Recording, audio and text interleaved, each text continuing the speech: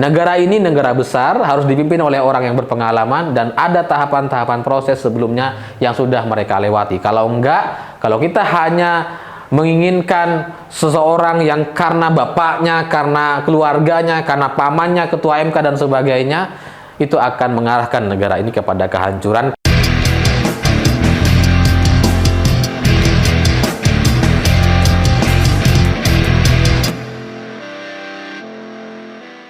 Selamat malam semuanya. Dalam beberapa hari terakhir ini saya melihat ada beberapa pengamat dan politisi yang nampaknya mereka semua ini tersesat dalam pendapat atau opininya sendiri.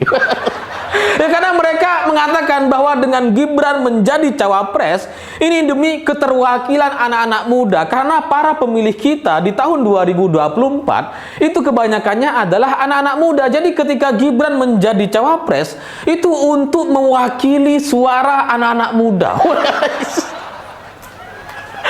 Ini yang menyampaikan teori-teori ini itu orang-orang tua.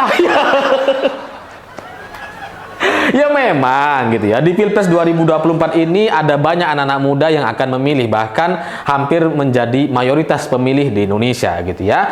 Tapi kalau kemudian dengan memunculkan Gibran sebagai bagian dari anak-anak muda supaya anak-anak muda memilihnya, ini hal yang lain gitu. Yang namanya anak-anak muda nggak suka anak-anak seusianya jadi lebih sukses, jauh lebih cepat naik karirnya hanya gara-gara dia anak pejabat, dia anak presiden, dia anak bupati, gubernur, wali kota. Kita nggak suka itu. Kita nggak suka anak-anak muda yang kemudian menjadi kaya raya, seperti anak-anak para konglomerat yang kemudian bikin talk show, kuliah motivasi gitu ya, cara untuk kaya, cara untuk usaha dan sebagainya. Padahal dia memang sejak lahir udah kaya. Kita nggak suka itu gitu. Jadi kalau kemudian ada para pengamat yang berteori bahwa dengan Gibran maju sebagai cawapres ini untuk mewakili suara kaum muda, kita nggak suka dengan itu. Ya ini pendapat saya sebagai anak muda yang lebih muda dari Mas Gibran gitu kan. Kita nggak suka ada anak muda yang jadi jauh lebih sukses, karirnya naik, menanjak hanya gara-gara bapaknya, keluarganya punya kuasa yang luar biasa. Dan itu yang ditunjukkan oleh Gibran gitu. Kalau pamannya tidak jadi ketua MK, kalau bapaknya tidak jadi presiden Indonesia, apa yang bisa dilakukan oleh Gibran? Jadi dengan sampai kemudian mengubah undang-undang karena ketua MK adalah pamannya sendiri, dan kemudian masuk lewat Golkar karena Golkar kayaknya punya masalah atau apa namanya, ketua umumnya tersandra karena kasus korupsi gitu ya. Dia kemudian bisa maju sebagai cawapres. Mana ada anak muda yang suka dengan itu gitu. Anak-anak muda tidak ada yang suka sama sekali dengan jalur-jalur orang dalam, karena itu membuat kita jadi merasa tidak adil. Gak adil dunia ini ketika kita seusia kita masih meniti karir dari bawah, kemudian tiba-tiba ada anak pejabat, anak orang kaya, tiba-tiba jadi direktur, jadi pimpinan. Tidak adil. Kita gak suka dengan itu gitu. Kalaupun kita suka ya karena terpaksa aja, misalkan gitu ya, kita kerja di sebuah perusahaan yang direkturnya masih anak-anak usia belasan tahun, ya kita kalau kerja di sana ya terpaksa suka, terpaksa menerima gitu ya. Tapi dalam hati kecil kita gak suka. Kita pasti menolak. Jadi kalau pemilu ini benar-benar adil dan jujur, saya sangat yakin anak-anak muda tidak ada yang suka dengan anak muda yang jadi cawapres hanya gara-gara pamannya jadi ketua MK dan bapaknya jadi presiden Indonesia. Kita muak dengan strategi atau jalur orang dalam ini. Kita nggak suka karena itu nggak adil gitu. Kita muak.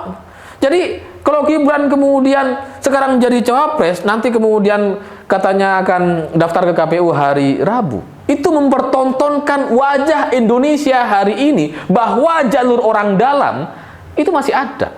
Bahwa revolusi mental yang dulu digaung-gaungkan oleh Pak Jokowi dengan harapan kita bisa adil dan setara dengan persaingan yang fair dan sebagainya, itu runtuh semua ketika Gibran menjadi cawapres. Coba bayangkan gitu ya, kita itu sebelumnya itu sudah cukup meyakini bahwa ketika anak-anak Pak Jokowi itu terlihat sederhana, memulai bisnis dari bawah, jualan martabak, jualan pisang gitu ya. Ya meskipun sekarang sudah banyak yang tutup. Sudah nggak jualan pisang sama martabak lagi gitu ya, sekarang sudah jualan kekuasaan. Dulu kita bangga sebagai sesama anak muda, kita bangga ketika melihat anak-anak muda, anak-anak presiden berjuang dari bawah, berkarir dari bawah, kita bangga dengan itu. Tapi kalau sekarang dipertontonkan dengan kekuasaan yang luar biasa gitu ya, yang lewat jalur orang dalam, yang jadi ketua MK pamannya, yang jadi presiden bapaknya gitu ya, kemudian dia jadi cawapres seperti sekarang, mana ada anak muda yang suka? Anak muda tuh nggak suka dengan anak muda yang lain yang seusia dengan kita, yang kemudian mengandalkan nama bapak dan keluarganya, lalu kemudian dia bilang bahwa, oh itu karya saya sendiri. Kita nggak suka itu.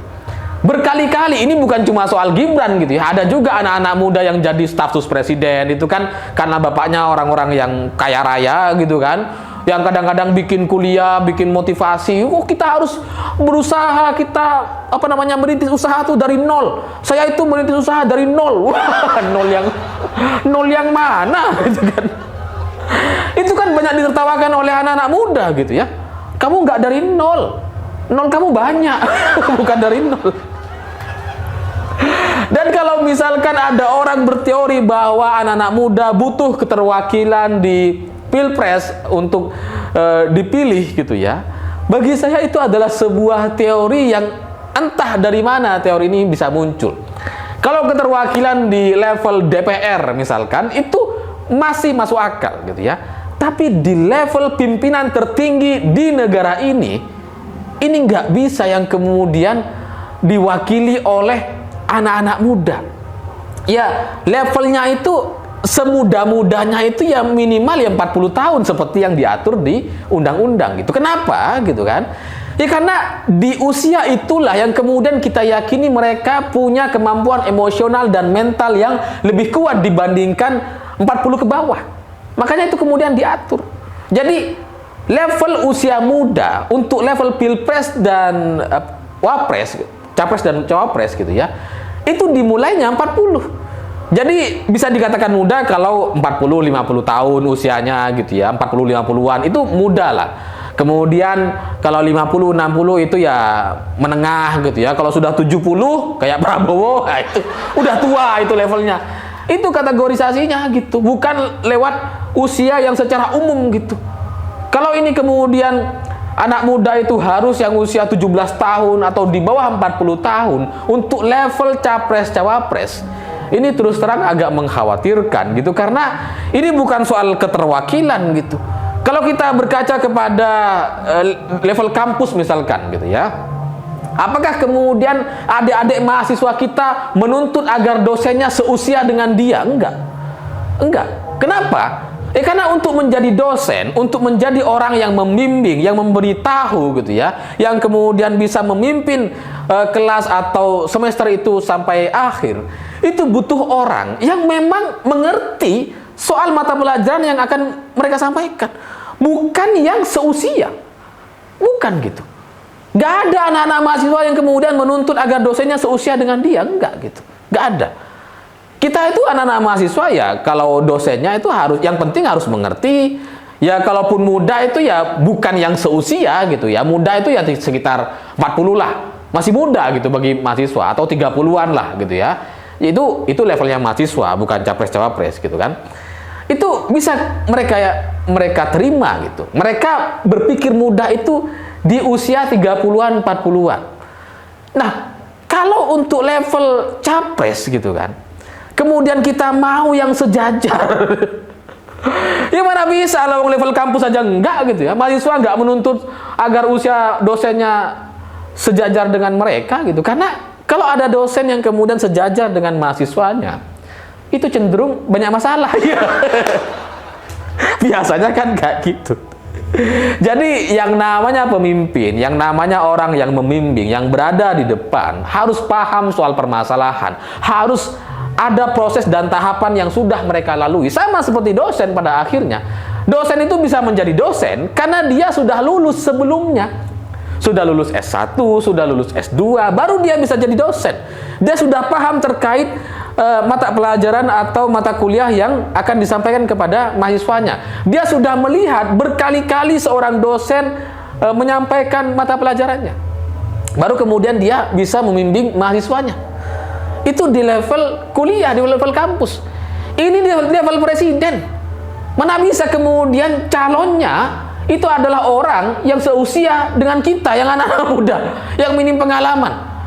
Ya, Gibran kan dalam artian kalau kita mau jujur memang minim sekali pengalamannya. Dia wali kota baru 2 tahun. 2 tahun. Apa coba yang mau dicontoh dari Gibran misalnya?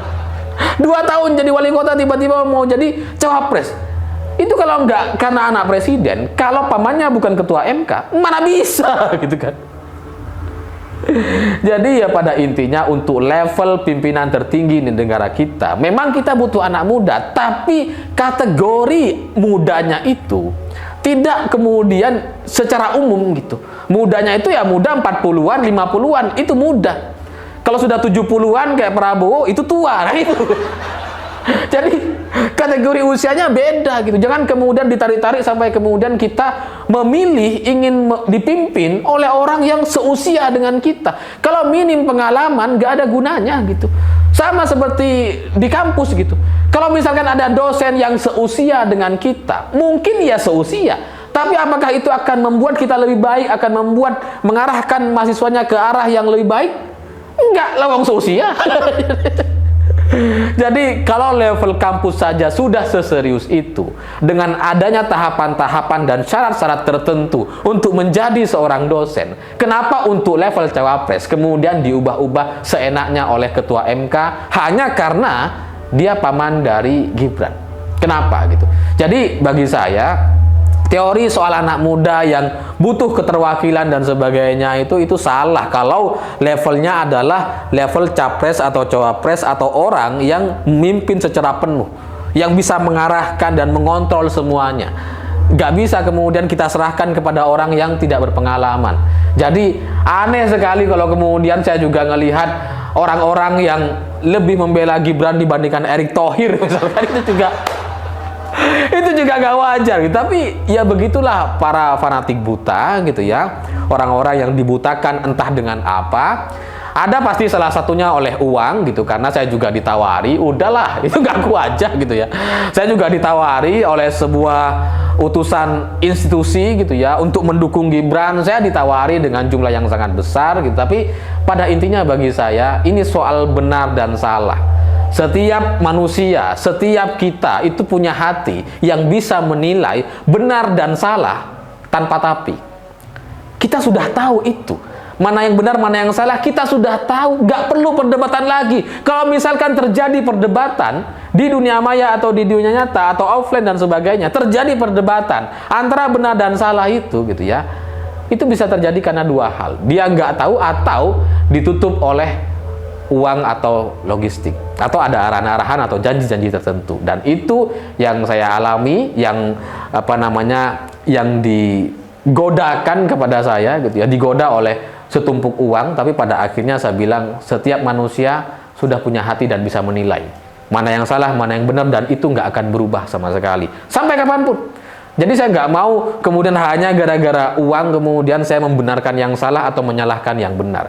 Sehingga dari sini semestinya kita semua ya menggunakan hatinya gitu, bahwa negara ini negara besar, harus dipimpin oleh orang yang berpengalaman dan ada tahapan-tahapan proses sebelumnya yang sudah mereka lewati. Kalau enggak, kalau kita hanya menginginkan seseorang yang karena bapaknya, karena keluarganya, karena pamannya ketua MK dan sebagainya, itu akan mengarahkan negara ini kepada kehancuran karena kita memilih orang yang tidak kompeten dan tidak punya kemampuan. Seperti yang saya yakini bahwa suatu pekerjaan yang diserahkan kepada orang yang bukan ahlinya, maka kita tinggal menunggu kehancurannya. Seperti Kominfo misalkan. Kominfo itu kan selalu diisi, nggak selalu sih, sekarang aja gitu ya, diisi oleh orang yang tidak pandai berkomunikasi dan tidak paham soal IT. Hancur gitu, nggak tahu mau ngapain dia. Ya, jadi semua orang punya tempatnya, punya posisinya gitu ya, dan kita harus tempatkan orang-orang itu di tempat-tempat yang sesuai. Kalau nggak sesuai, kita akan menuju kepada kehancuran atau kerusakan atau keburukan yang tidak kita sangka-sangka. Saya pikir itu. Terima kasih sudah menonton. Begitulah kura-kura.